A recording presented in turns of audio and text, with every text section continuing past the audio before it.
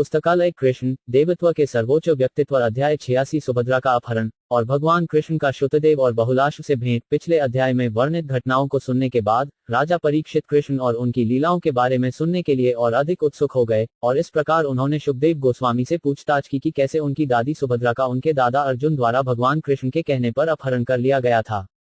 राजा परीक्षित यह जानने के लिए बहुत उत्सुक थे कि कैसे उनके दादाजी ने उनकी दादी का अपहरण कर लिया और शादी कर ली। इस प्रकार शुकदेव गोस्वामी ने इस प्रकार कहानी सुनाना शुरू किया। एक बार महान नायक राजा परीक्षित के दादा अर्जुन कई पवित्र तीर्थ स्थानों की यात्रा कर रहे थे और इस प्रकार यात्रा करते समय वे प्रभास क्षेत्र में आए। प्रभास क्षेत्र में उन्होंने यह समाचार सुना कि भगवान बलराम अर्जुन के मामा वासुदेव की पुत्री सुभद्रा के विवाह के लिए बातचीत कर रहे हैं। हालांकि उसके पिता वासुदेव और उसके भाई कृष्ण उसके साथ सहमत नहीं थे। बलराम सुभद्रा का विवाह दुर्योधन से करने के पक्ष में थे। हालांकि अर्जुन ने सुभद्रा का हाथ खुद हासिल करना चाहा।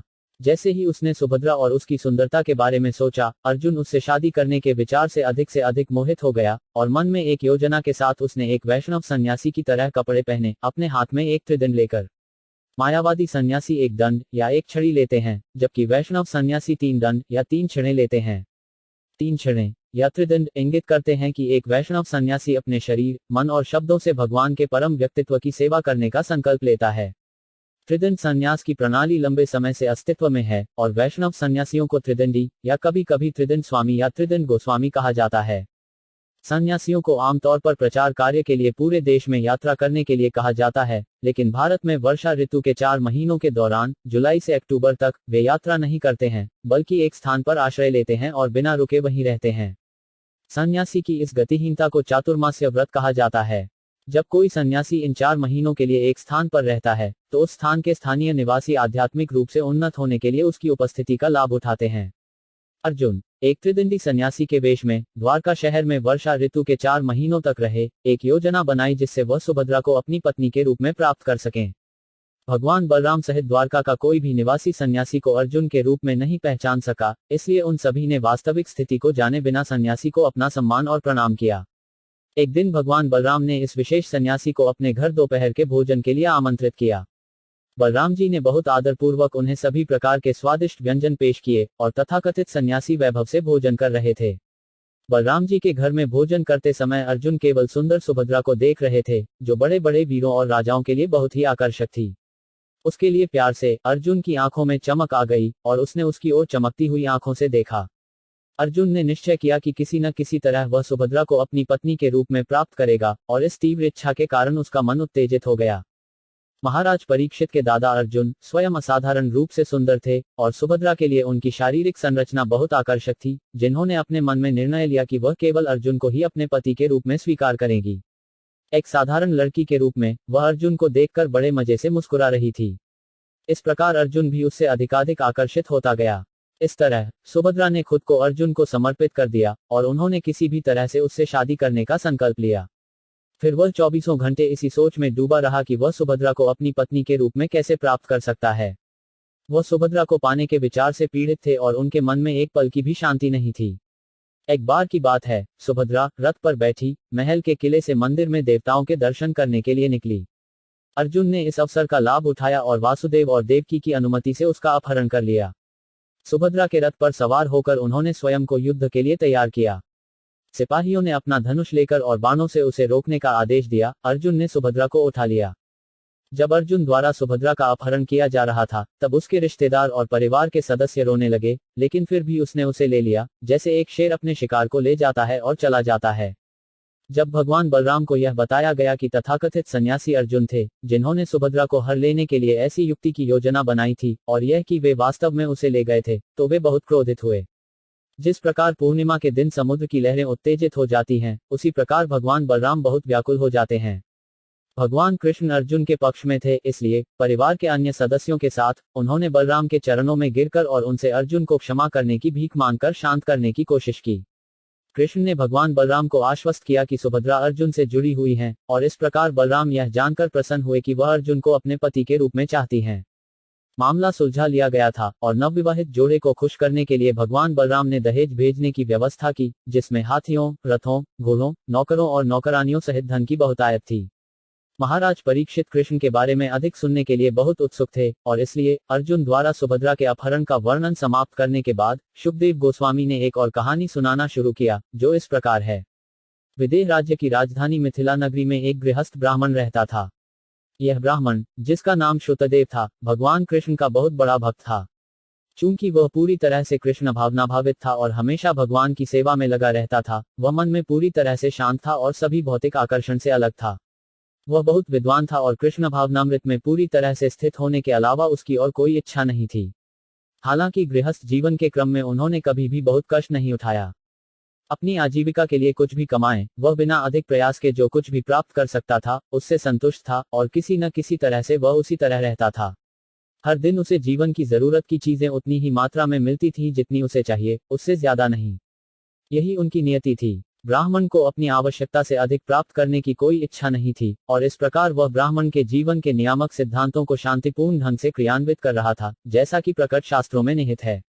सौभाग्य से मिथिला के राजा ब्राह्मण जितने अच्छे भक्त थे। इस प्रसिद्ध राजा का नाम बहुलाश था। वह एक अच्छे राजा के रूप में अपनी प्रतिष्ठा में बहुत अच्छी तरह से स्थापित था, और वह इंद्रिय तृप्ति के लिए अपने राज्य का विस्तार करने के लिए बिल्कुल भी महत्वाकांक्षी नहीं था। इस प्रकार ब्राह्मण और राजा बहुलाश दोनों मिथिला में भगवान कृष्ण के शुद्ध भक्त बने रहे। चूंकि भगवान कृष्ण इन दो भक्तों, राजा बहुलाश और ब्राह्मण शुतदेव के प्रति बहुत दयालु थे, उन्होंने एक दिन अपने सारथी दारुका से अपने रथ को मिथिला की राजधानी में ले जाने के लिए कहा। भगवान कृष्ण के साथ नारद, वामदेव, अत्रि, व्यासदेव, परशुराम, असित, अरुणी, शुकदेव, बृहस्पति, कर्ण, मैत्रेय, च्यवन और अन्य महान संत थे। भगवान कृष्ण और संत कई गांवों और कस्बों से होकर गुजरे, और हर जगह नागरिक उनका बड़े सम्मान के साथ स्वागत करते और उन्हें पूजा में वस्तुएं भेंट करते। भगवान के दर्शन के लिए आए हुए नागरिकों तथा समस्त एकत्रित ऋषियों को ऐसा प्रतीत हुआ मानो सूर्य अपने विभिन्न उपग्रह ग्रहों सहित उपस्थित हैं। उस पर यात्रा भगवान कृष्ण और संत आनत, धन्व, कुरु, जांगला, कंक, मत्स्य, पांचाल, कुंती, मधु, केकय, कौशल और अर्ना के राज्यों से गुजरे, और इस प्रकार इन स्थानों के सभी नागरिक, पुरुष और महिला दोनों, भगवान कृष्ण को आमने सामने देख सकते थे। इस प्रकार उन्होंने प्रभु के लिए प्रेम और स्नेह से भरे हुए खुले हृदय से दिव्य सुख का आनंद लिया, और जब उन्होंने प्रभु के मुख को देखा तो उन्हें लगा कि वे अपनी आंखों से अमृत पी रहे हैं। जब उन्होंने कृष्ण को देखा तो उनके जीवन की सभी अज्ञानपूर्ण भ्रांतियां दूर हो गईं।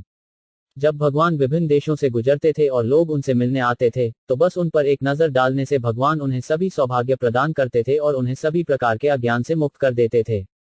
कुछ स्थानों पर देवता मनुष्यों के साथ जुड़ जाते थे, और भगवान की उनकी महिमा सभी अशुभ चीजों से सभी दिशाओं को शुद्ध कर देती थी। इस तरह भगवान कृष्ण धीरे धीरे विदेह के राज्य में पहुंचे। जब नागरिकों को प्रभु के आगमन की खबर मिली, तो वे सभी असीम खुशी महसूस कर रहे थे और अपने हाथों में भेंट देने के लिए उनका स्वागत करने आए थे। जैसे ही उन्होंने भगवान कृष्ण को देखा, उनके हृदय तुरंत दिव्य आनंद में खिल उठे, जैसे सूर्य के उदय होने पर कमल के फूल खिलते हैं। पहले उन्होंने महर्षियों के नाम मात्र सुने थे पर कभी देखे नहीं थे। अब भगवान कृष्ण की दया से उन्हें महान संतों और स्वयं भगवान दोनों को देखने का अवसर मिला। राजा बहुलाश और ब्राह्मण शुतदेव यह अच्छी तरह से जानते हुए कि भगवान केवल उन पर कृपा करने के लिए आए थे, तुरंत भगवान के चरण कमलों पर गिर पड़े और उनका सम्मान किया। हाथ जोड़कर राजा और ब्राह्मण ने एक साथ भगवान कृष्ण और सभी संतों को अपने घर आमंत्रित किया। उन दोनों को प्रसन्न करने के लिए भगवान कृष्ण ने स्वयं को दो में विस्तारित किया और उनमें से प्रत्येक के घर गए। फिर भी न तो राजा और न ही ब्राह्मण यह समझ सके कि भगवान दूसरे के घर गए थे। दोनों ने सोचा कि भगवान तो अपने ही घर चले गए हैं। यह कि वे और उनके साथी दोनों घरों में मौजूद थे। हालांकि ब्राह्मण और राजा दोनों ने सोचा कि वे केवल एक ही घर में मौजूद हैं। यह भगवान के परम व्यक्तित्व का एक और ऐश्वर्य है। इस ऐश्वर्य का वर्णन शास्त्रों में वैभव प्रकाश के रूप में किया गया है। जब भगवान कृष्ण ने 16,000 पत्नियों से विवाह किया, तो उन्होंने स्वयं को 16,000 रूपों में विस्तारित किया। उनमें से प्रत्येक अपने समान शक्तिशाली था। इसी तरह वृंदावन में जब ब्रह्मा ने कृष्ण के बछड़ों और चरवाहे लड़कों को चुरा लिया, तो कृष्ण ने खुद को कई नए बछड़ों और लड़कों में विस्तारित किया। विदेह के राजा बहुलाश बहुत बुद्धिमान और सिद्ध सज्जन थे। उन्हें आश्चर्य हुआ कि भगवान के परम व्यक्तित्व के साथ साथ इतने सारे महान संत व्यक्तिगत रूप से उनके घर में मौजूद थे। वे अच्छी तरह से जानते थे कि सांसारिक कार्यों में लगी हुई बद्ध आत्माएं 100% शुद्ध नहीं हो सकती, जबकि भगवान के परम व्यक्तित्व और उनके शुद्ध भक्त हमेशा सांसारिक कल्मश से परे होते हैं। इसलिए जब उसने देखा कि पूर्ण पुरुषोत्तम भगवान कृष्ण और सभी महान संत उसके घर पर थे, तो वह चकित हो गया और वह भगवान कृष्ण को उनकी अकारण दया के लिए धन्यवाद देने लगा। बहुत अधिक आभारी महसूस करते हुए और अपने मेहमानों को अपनी क्षमता के अनुसार प्राप्त करने की इच्छा रखते हुए उन्होंने अच्छी कुर्सियां और तकिए मंगाए और भगवान कृष्ण सभी संतों के साथ बहुत आराम से बैठ गए। उस समय राजा बहुलाश का मन किसी समस्या के कारण नहीं बल्कि प्रेम और भक्ति के महान आनंद के कारण बहुत बेचैन था। उनका हृदय प्रभु और उनके सहयोगियों के लिए प्रेम और स्नेह से भर गया और उनकी आंखों में परमानंद के आंसू भर आए। उन्होंने अपने दिव्य मेहमानों के पैर धोए और बाद में उन्होंने और उनके परिवार के सदस्यों ने अपने सिर पर जल छिड़का। इसके बाद उन्होंने मेहमानों को अच्छी फूलों की माला, चंदन की लुगदी, धूप, नए वस्त्र, आभूषण, दीपक, गाय और बैल भेंट किए। वह अपने राजकीय पद के योग्य इस रीति से उनमें से हर एक की पूजा करता था। जब सभी भरपेट भोजन कर चुके थे और बहुत आराम से बैठे थे, तो बहुलाश भगवान कृष्ण के सामने आए और उनके चरण कमलों को पकड़ लिया। उन्होंने उन्हें अपनी गोद में रखा और अपने हाथों से पैरों की मालिश करते हुए मधुर वाणी में प्रभु की महिमा का वर्णन करने लगे। मेरे प्रिय भगवान, आप सभी जीवों के परमात्मा हैं और हृदय के साक्षी के रूप में आप सभी की गतिविधियों से अवगत हैं। इस प्रकार हम कर्तव्यबद्ध हैं कि हम हमेशा आपके चरण कमलों के बारे में सोचें ताकि हम एक सुरक्षित स्थिति में रह सकें और आपकी शाश्वत सेवा से विचलित न हों। आपके चरण कमलों के हमारे निरंतर स्मरण के परिणाम स्वरूप आपने मुझ पर अपनी अहेतुकी कृपा करने के लिए व्यक्तिगत रूप से मेरे स्थान का दौरा किया है। हमने सुना है, मेरे प्रिय भगवान, कि आप अपने विभिन्न बयानों से यह पुष्टि करते हैं कि आप अपने शुद्ध भक्तों को भगवान बलराम या अपने निरंतर सेवक भाग्य की देवी से अधिक प्रिय हैं। आपके भक्त आपके पहले पुत्र भगवान ब्रह्मा की तुलना में आपको अधिक प्रिय हैं और मुझे यकीन है कि आपने अपने दिव्य कथन को सिद्ध करने के लिए मेरे स्थान पर इतनी कृपा की है। मैं कल्पना नहीं कर सकता कि कृष्ण भावनामृत में निरंतर लगे अपने भक्तों के प्रति आपकी अहेतुकी दया और स्नेह को जानकर भी लोग कैसे अधार्मिक और आसुरी हो सकते हैं। इन बातों को जानने वाले आपके चरण कमलों को कैसे भूल सकते हैं? मेरे प्रिय भगवान, यह हमें ज्ञात है कि आप इतने दयालु और उदार हैं कि जब कोई व्यक्ति केवल कृष्ण भावनामृत में संलग्न होने के लिए सब कुछ छोड़ देता है, तो आप कभी कभी उस शुद्ध सेवा के बदले में स्वयं को दे देते हैं। आप भौतिक अस्तित्व की पापी गतिविधियों में सड़ रही सभी बद्ध आत्माओं को पुनः प्राप्त करने के अपने मिशन को पूरा करने के लिए यदु वंश में प्रकट हुए हैं और यह स्वरूप पहले से ही पूरे विश्व में प्रसिद्ध है। मेरे प्रिय प्रभु, आप असीम दया, प्रेम और स्नेह के सागर हैं। आपका पालौकिक रूप आनंद, ज्ञान और अनंत काल से भरा है।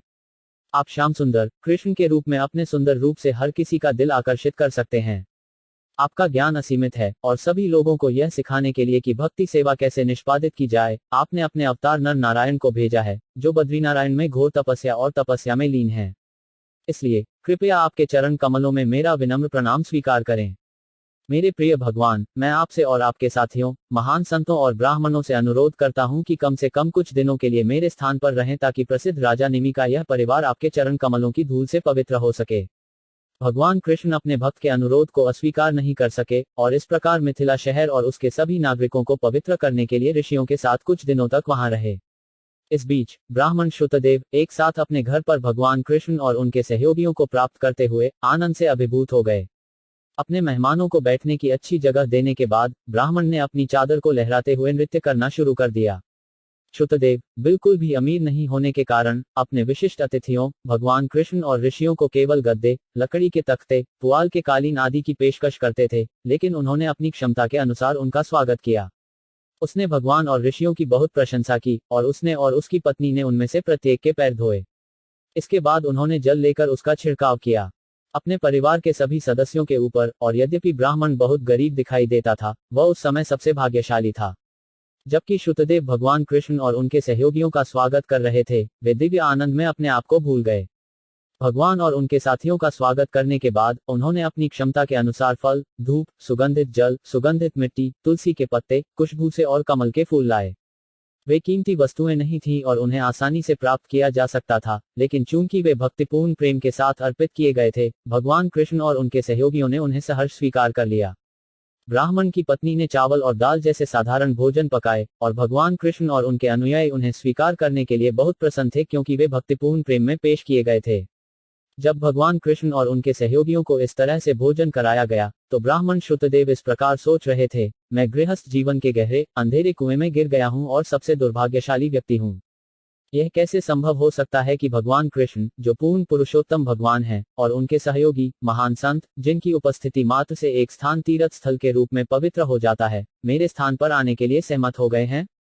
जब ब्राह्मण इस प्रकार सोच रहा था, मेहमानों ने अपना दोपहर का भोजन समाप्त कर लिया और बड़े आराम से बैठ गए। उस समय ब्राह्मण शुतदेव और उनकी पत्नी, बच्चे और अन्य रिश्तेदार वहां विशिष्ट अतिथियों की सेवा करने के लिए उपस्थित हुए। भगवान कृष्ण के चरण कमलों को छूते हुए ब्राह्मण ने बोलना शुरू किया। मेरे प्रिय भगवान, उन्होंने कहा, आप सर्वोच्च व्यक्ति हैं, पुरुषोत्तम, प्रकट और अव्यक्त भौतिक सृष्टि से परे दिव्य रूप से स्थित हैं। इस भौतिक संसार और बद्ध आत्माओं की गतिविधियों का आपकी स्थिति से कोई लेना देना नहीं है। हम इस बात की सराहना कर सकते हैं कि न केवल आज आपने मुझे अपने दर्शक दिए हैं, बल्कि आप सृष्टि के आरंभ से ही सभी जीवों के साथ परमात्मा के रूप में जुड़ रहे हैं। ब्राह्मण का यह कथन बहुत शिक्षाप्रद है। यह एक तथ्य है कि परम भगवान, पूर्ण पुरुषोत्तम भगवान, अपने परमात्मा रूप में, महाविष्णु, गर्भोदक्षाय विष्णु और क्षीरोदक्षाय विष्णु के रूप में इस भौतिक दुनिया के निर्माण में प्रवेश करते हैं, और भगवान बहुत ही दोस्ताना रवैये में बैठते हैं शरीर में बद्ध आत्मा के साथ। इसलिए प्रत्येक जीव के पास आरंभ से ही भगवान उनके साथ होते हैं, लेकिन जीवन के बारे में अपनी गलत चेतना के कारण जीव इसे समझ नहीं पाता है। हालांकि जब उसकी चेतना कृष्ण भावनामृत में बदल जाती है, तो वह तुरंत समझ सकता है कि कैसे कृष्ण बद्ध जीवों को भौतिक बंधन से बाहर निकलने में मदद करने की कोशिश कर रहे हैं। शुतदेव ने आगे कहा, मेरे प्रिय भगवान, आप इस भौतिक दुनिया में इस तरह प्रवेश कर चुके हैं मानो सो रहे हों। एक बद्ध जीव सोते समय अपने मन में मिथ्या या अस्थायी संसार रचता है। वह कई भ्रामक गतिविधियों में व्यस्त हो जाता है, कभी राजा बन जाता है, कभी हत्या कर दी जाती है या कभी किसी अनजान शहर में चला जाता है, और ये सब केवल अस्थायी मामले हैं। इसी तरह आपका प्रभुत्व जाहिरा तौर पर भी एक नींद की स्थिति में इस भौतिक संसार में एक अस्थायी अभिव्यक्ति बनाने के लिए प्रवेश करता है, आपकी व्यक्तिगत आवश्यकताओं के लिए नहीं बल्कि बद्ध आत्मा के लिए जो भोक्ता के रूप में आपके प्रभुत्व की नकल करना चाहता है।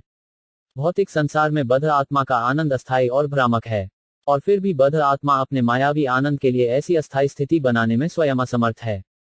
उसकी इच्छाओं को पूरा करने के लिए, यद्यपि वे अस्थायी और भ्रामक हैं, आप उसकी मदद करने के लिए इस अस्थायी अभिव्यक्ति में प्रवेश करते हैं।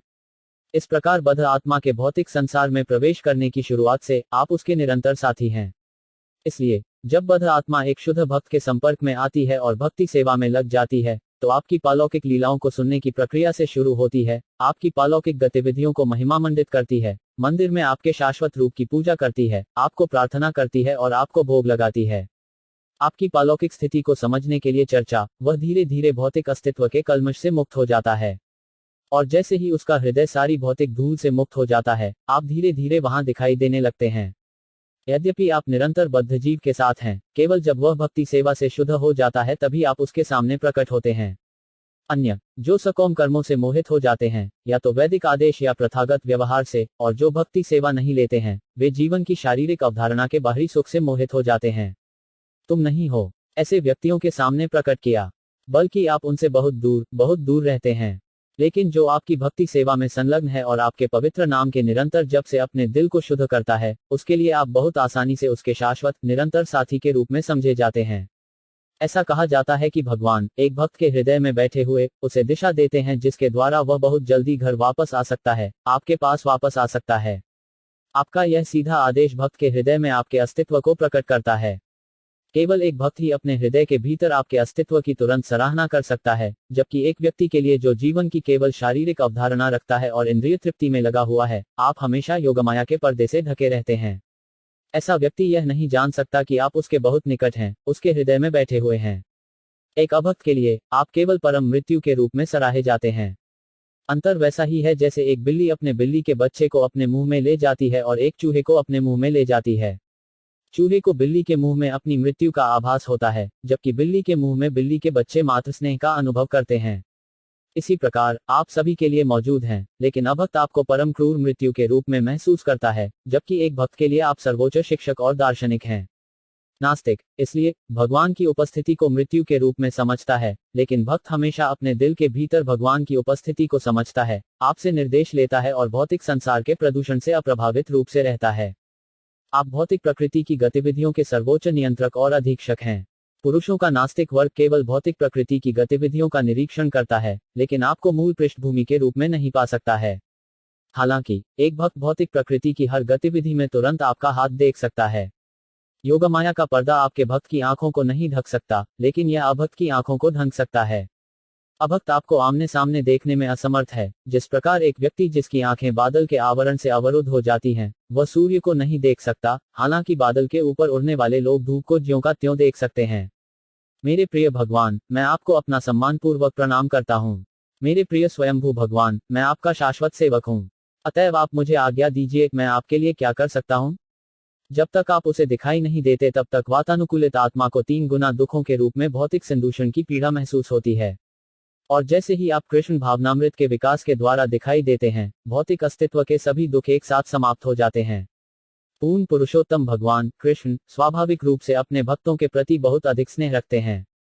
जब उन्होंने शुद्ध भक्ति की शुद्धदेव की प्रार्थना सुनी, तो वे बहुत प्रसन्न हुए और तुरंत उनका हाथ पकड़ लिया और उन्हें इस प्रकार संबोधित किया, मेरे प्रिय शुद्धदेव, इन सभी महान संतों, ब्राह्मणों और संतों ने व्यक्तिगत रूप से आपको देखने के लिए यहाँ आकर आप पर बहुत कृपा की है। आपको इस अवसर को अपने लिए बहुत बड़ा सौभाग्य समझना चाहिए। वे इतने दयालु हैं कि वे मेरे साथ यात्रा कर रहे हैं, और वे जहां भी जाते हैं, वे तुरंत ही अपने पैरों की धूल के स्पर्श से पूरे वातावरण को दिव्यता के समान पवित्र बना देते हैं। लोग भगवान के मंदिरों में जाने के आदी हैं। वे पवित्र तीर्थों की यात्रा भी करते हैं, और कई दिनों तक इस तरह की गतिविधियों के साथ स्पर्श और पूजा से लंबे समय तक रहने के बाद वे धीरे धीरे शुद्ध हो जाते हैं। लेकिन बड़े बड़े साधु संतों का प्रभाव इतना अधिक होता है कि उनके दर्शन मात्र से ही मनुष्य एकदम शुद्ध हो जाता है।